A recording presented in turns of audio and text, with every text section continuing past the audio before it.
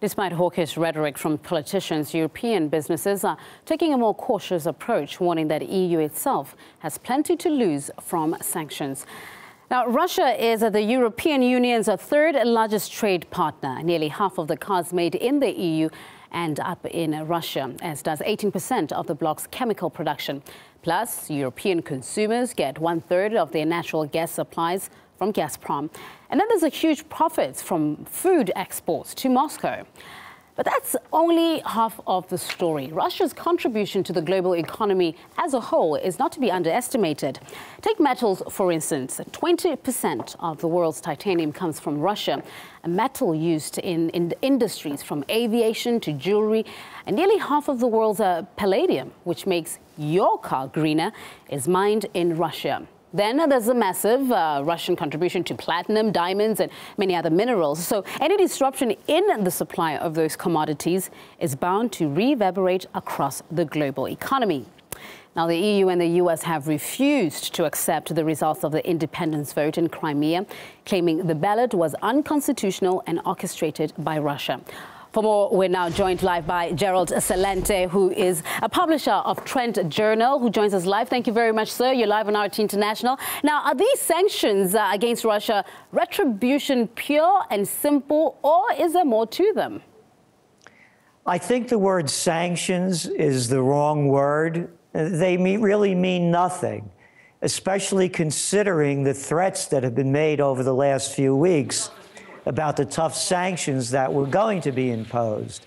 So the word sanctions really is not appropriate. This is just a slap on the wrist to a couple of people that most people don't know who they are, nor is their influence far-reaching. And it's nothing as we see it, in analyzing it, expecting much more from what was coming from Chancellor Merkel, from Prime Minister Cameron and President Obama and Secretary of State Kerry, that this is really nothing more than propaganda, because it's really not affecting anything.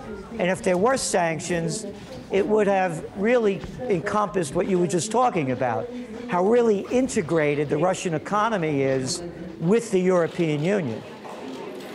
President Obama said that the U.S. is ready to impose more or further costs, so to put it. As you mentioned before, that maybe these sanctions are not as, impacting as they would like them to be. So if that indeed did happen, where more sanctions were imposed, how do you think Russia will respond to that? And if so, what?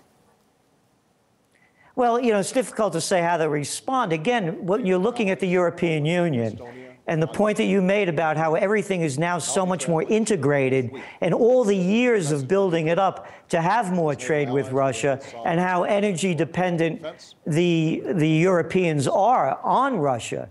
And it would take several years to bring down that energy dependence, even if the United States started exporting massive amounts of natural gas and other energy.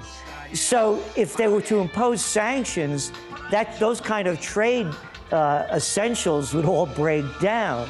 And again, this is one more time that President Obama is painting an invisible red line.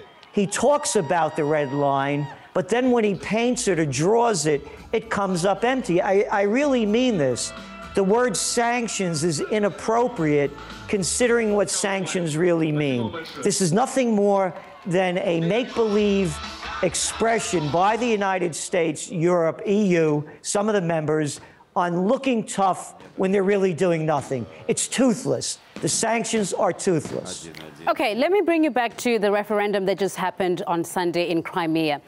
The Crimean people have spoken out. So why does Washington and Brussels refuse to actually recognize that the people have voted and they want to break away from Ukraine?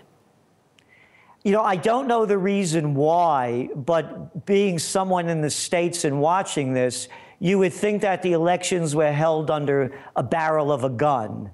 And it's more of a demonization of Russia with the American people. Actually, you saw it happening with the Sochi Olympics.